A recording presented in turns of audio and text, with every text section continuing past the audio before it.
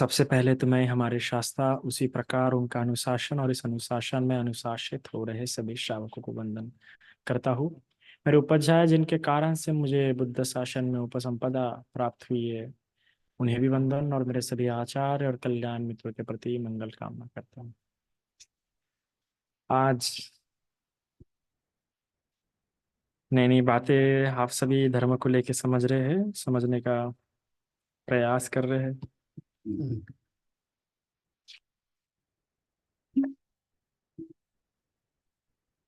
और इस प्रयास में आशा करता हूँ कि आप सभी सुनी हुई बातों को समझ रहे हैं और याद भी रख रहे हैं। कुछ बातें होती है जिन्हें याद रखनी ही पड़ती है, ऐसा नहीं कि आप सुन के छोड़ नहीं सकते। कुछ बातें अपने आप को दूर रखने के लिए याद रखनी पड़ती है, तो कुछ बातें ठीक प्रकार से किसी चीज में इन्वॉल्व होने के लिए याद रखनी पड़ती है ना। जैसे कितने सावधानी से चलते आप एक छोटे से कतार के ऊपर से, जिसमें आगे पीछे आजू बाजू खतरा ही खतरा हो। समझ जाइए आप एक ऐसे भूमि पर है जहाँ पे सांप ही सांप बिखरे हुए हैं। ठीक है। और उन बिखरे हुए सांपों में आपको सावधानी से चलना है। एक भी अगर पैर किसी सांप को लग गया तो पूरे की पूरे सांप काटने के लिए दौड़ेंगे आपको, रेंगते रेंगते काटने के लिए, और पूरे सांप ही सांप बिखरे हुए। बहुत ही इतना ही जगह है कि आप एक एक पैर रख सके। कितनी सावधानी से रखेंगे आप? सावधानी कितने तरह की होंगी, फिर आपने समझने का प्रयास किया? कितने तरीके की सावधानी होती है? हमें लगता होगा कि सावधानी मतलब सावधानी होती है ना।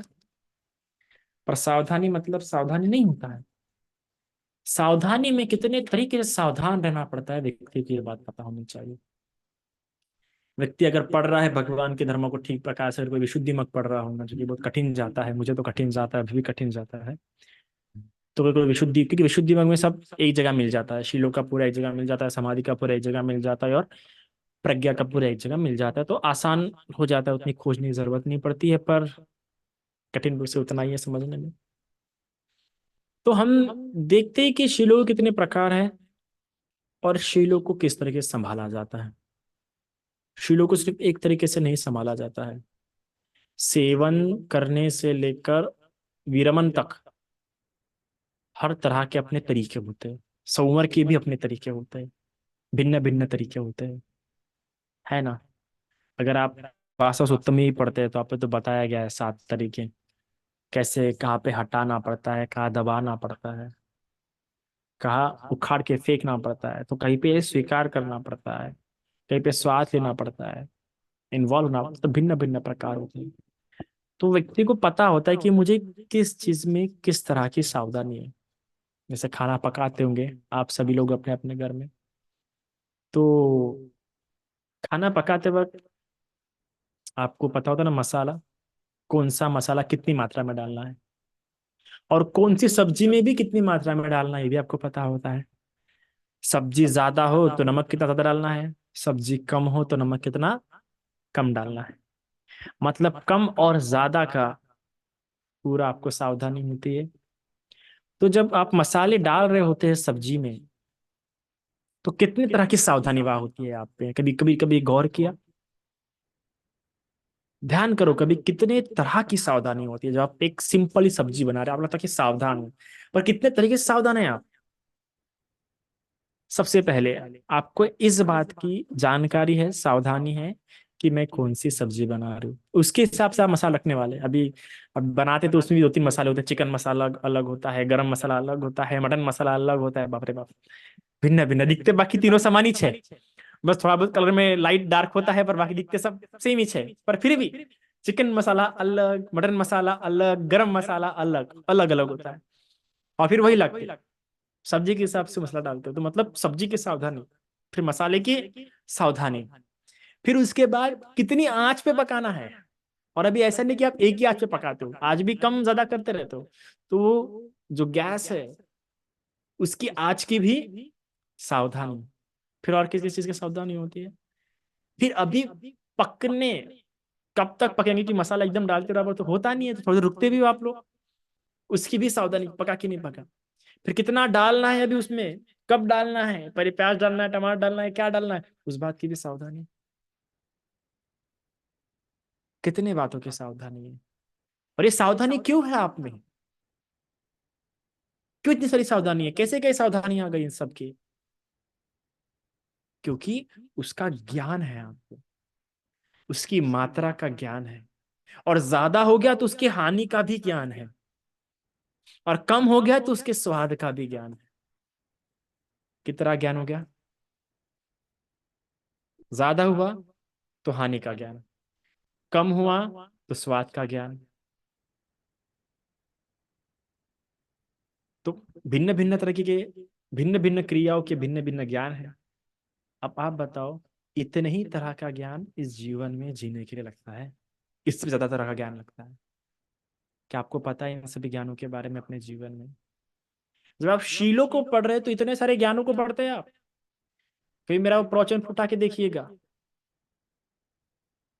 शीलों में पठे संवेदा, कितने तरह के शील बताए गए हैं उसमें, कितने तरह के से समूह। और आपको तो सिर्फ एक पता है, पंचशील, पर वो भी नहीं पता कितने तरीके से पंचशील को सावधानी रखनी है। सिर्फ पता है पंचशील है, पर कितने तरीके से सावधानी रखनी है पंचशील की, फिर वो पंचशीलों को कितने स्तरों पे पालन करना है, वो नहीं पता, वो उसका ज्ञान नहीं है हमें। तो इसीलिए मैं कहता हूं कि आप जो कर रहे हैं उसके प्रति कम से कम इतना सचेत है कि मैं इसमें परिपूर्ण हुआ हो कि नहीं हुआ, मुझे आगे बढ़ना है, इसके आगे भी कुछ हुआ है इस शासन में। हमेशा आगे बढ़ने के लिए, आगे देखने के लिए कुछ ना कुछ शासन में है। एक साधारण जो पंचशील में से कोई एक शील उठा के देख लीजिए तो क्या है? पानाति पाता, वेरमणि, सिक्खापद, समाधियान। चार शब्द है। सिंपल से आप क्या लगाते हैं आप? सिंपल से भाषा में कोई बोलता हूँ मैं प्राणी हिंसा नहीं करूंगा, सटीक भाषा में क्या बोलते हैं? मैं प्राणी हिंसा से विरत विरत दूर रहने की शिक्षा ग्रहण करता हूँ, ये होता है। पर अगर कोई सही मायने में अगर इन शीलों को पढ़ेगा शब्द, अर्थ, व्यंजन के साथ, तो उसे पता लगेगा हर एक शब्द का बहुत ही पृथक पृथक अर्थ है, हर एक शब्द सिद्धांत है। जो पातो शीलो में जो दिख रहा है ना आपको, हर एक शब्द पानाति पाता, ये भी एक सिद्धांत है। देखा जाएंगे तो पानाति पाता अपने शब्द अपने आप में एक वाक्य वाक्य है। वीरमणि, पानाति पाता वीरमणि, सिक्खापद और समाधियान, ये चारों शब्द अपने आप में बहुत बहुत ही बड़ी बड़ी परिभाषा रखते हैं। वीरमणि भी एक शील है, सिक्खापद भी एक शील है, और समादान, समाधियामी जिसे आप कहते हैं, वो भी एक शील है। तो ये जो लिखा ना, पानाति पाता वीरमणि सिक्खापदं समाधियामी, पानाति पाता वीरमणि सिक्खापदं समाधि, जो चार शब्द है ना, ये चार शब्द नहीं, ये चार शील है। चार स्तर के ऊपर आप पालन कर रहे हैं ये शील, चार स्तर के ऊपर। फिर ये चार स्तरों को तीन तरीके से पालन करता है। कितना हो गया? चार गुणिला तीन, 4 1 जा 4, 4 2 जा 8, 4 3 जा 12। तो 12 तरीके से सावधान होता है वो। फिर पच्चे वेखना, बहुत प्रकार होते हैं, मैं कहीं डेप्थ पढ़ाने जाऊंगा तो फिर किसी दिन पर, अभी नहीं। और इसलिए भी वो जो आर्य श्रावक होता है इतना संतुष्ट होता है। इसलिए भी शीलों से दूर रहना, शीलों से परिपूर्ण हो जाना, अभी शील टूटते टूटते नहीं है, इसलिए भी उसे निर्वाण की डुबकी कहा गया है। क्योंकि जो प्रथम सीढ़ी है जिसे हम क्या कहते हैं, सोतापति, सोतापति में क्या हो रहा है? शील नहीं टूटने वाले, शील नहीं टूटने वाले, इसलिए उसे निर्वाण की डुबकी लगी। सोचिए, किसके बाद अभी शील नहीं टूटने वाले, तो निर्वाण की डुबकी लग गई। क्योंकि हमेशा के लिए समाधान हो गया, हमेशा के लिए वे रमणी हो गया, और शिक्षा पद हो गया।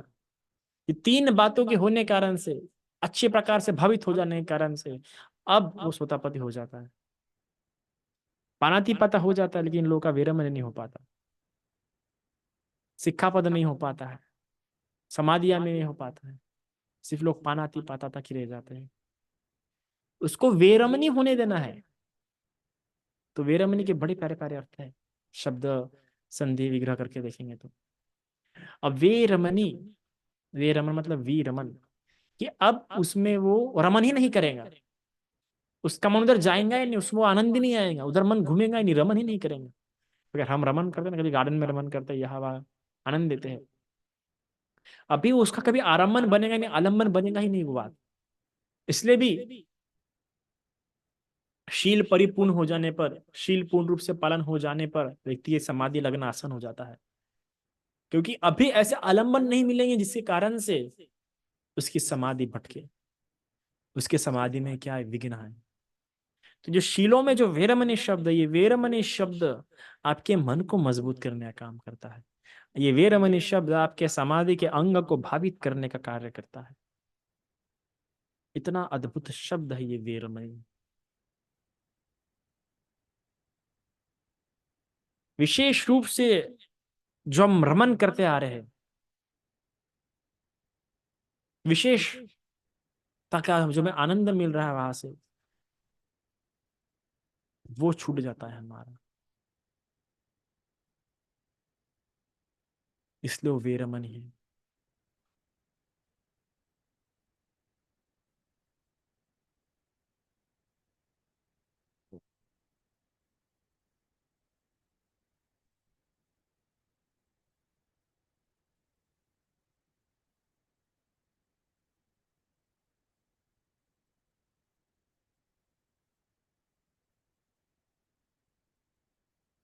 तो विशेष प्रकार से जो उसमें मन नहीं रमाता है, उसे कहते हैं वीरमन। अब उसका मन उधर जाएगा ही नहीं। अब मन नहीं जाएगा हमारा, तो कभी कभार मन चला जाता है, या कभी कभार आनंद लेते हैं, है ना, किसी किसी को किसी किसी पे मजाक उड़ा के,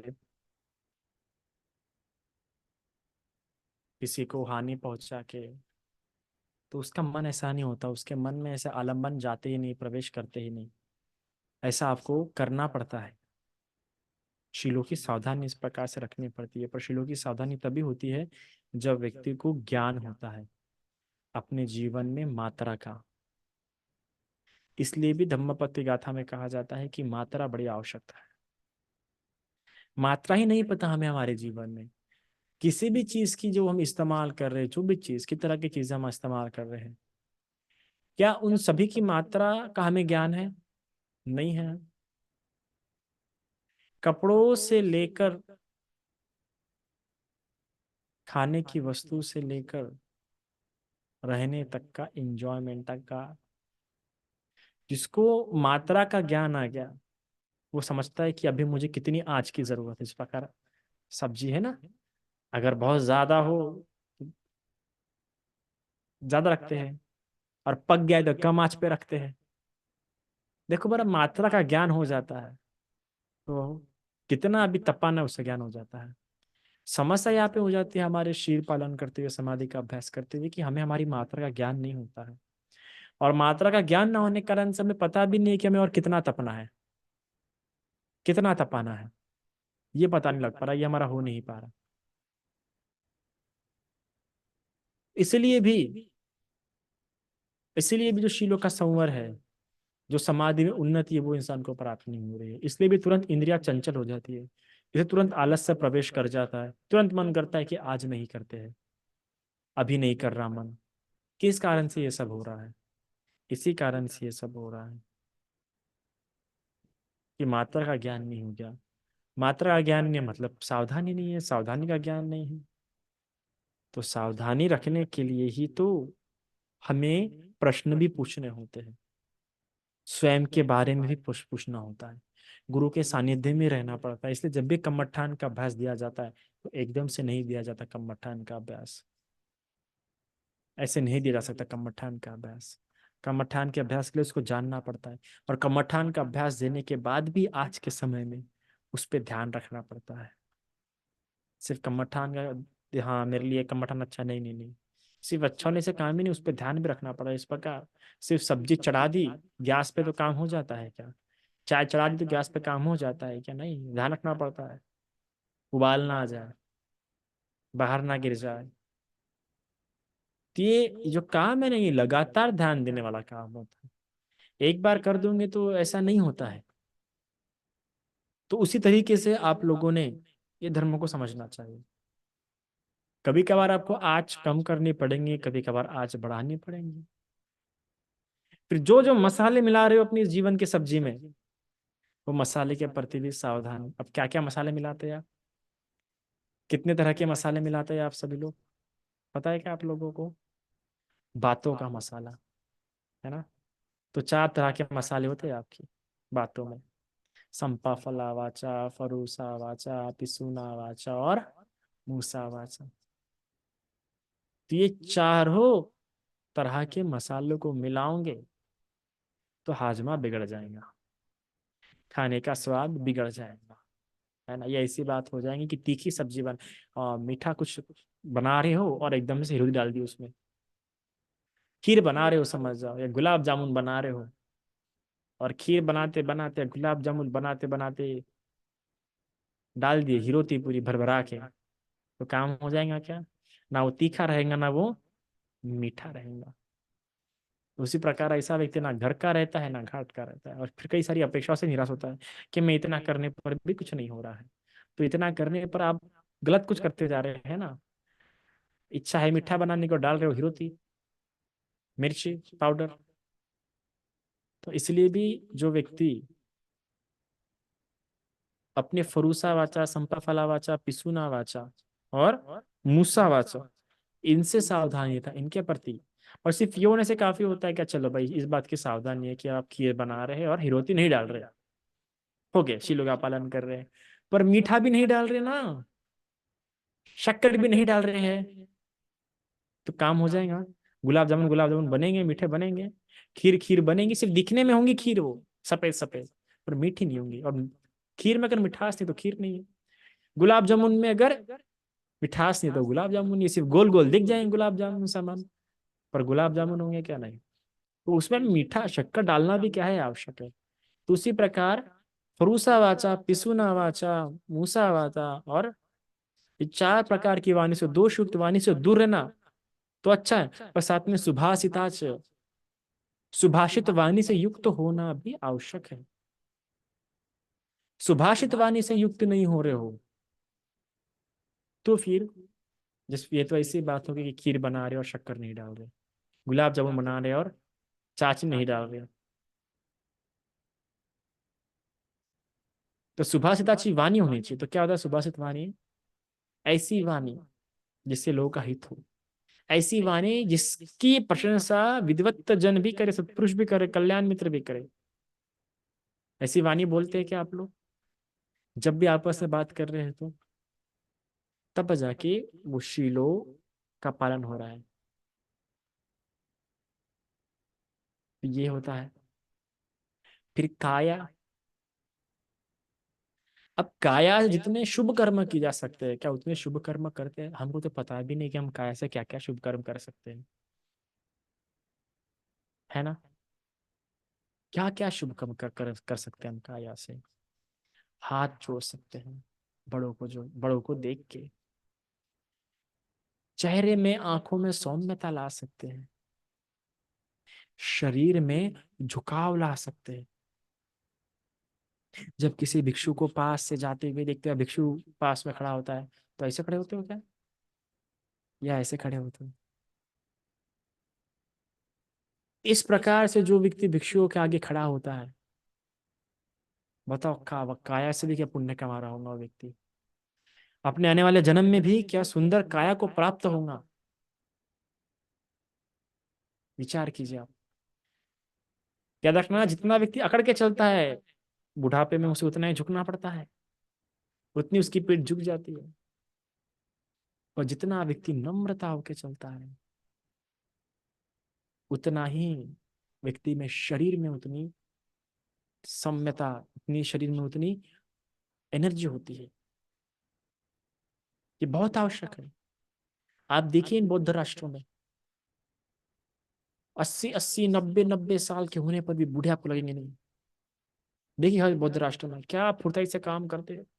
पीठ सीधी वगैरह क्यों? क्योंकि उनमें वो सौम्यता थी। जब भी भिक्षु से बात करते तो हाथ जोड़ के थोड़ा कंधे झुक जाते हैं। क्या हम वैसा बात करते हैं? इतना सुंदर जब अपनी काया का इस्तेमाल करते हैं आप। कोई कुत्ता सामने में खड़ा हो, उसे हाथ दिखाओ बरा, क्या करेंगे? तो भागेंगे, नहीं तो भौंकेंगे। सीधे से हाथ दिखाने से कुत्ता समझ जा रहा है। पर वही ये सौम्य तरीके से बैठ जाओ, अपने आप आ जाएगा कुत्ता।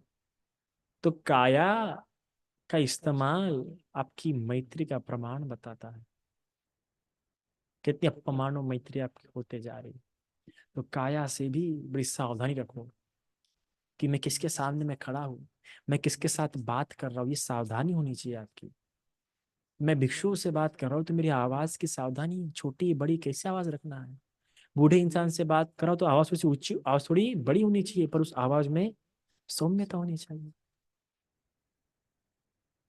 माता पिता से बात कर रहा हूँ तो कैसे बात करूँ? आंखों में आंखें डाल के, नीचे डाल के, आंखें नीचे रखे।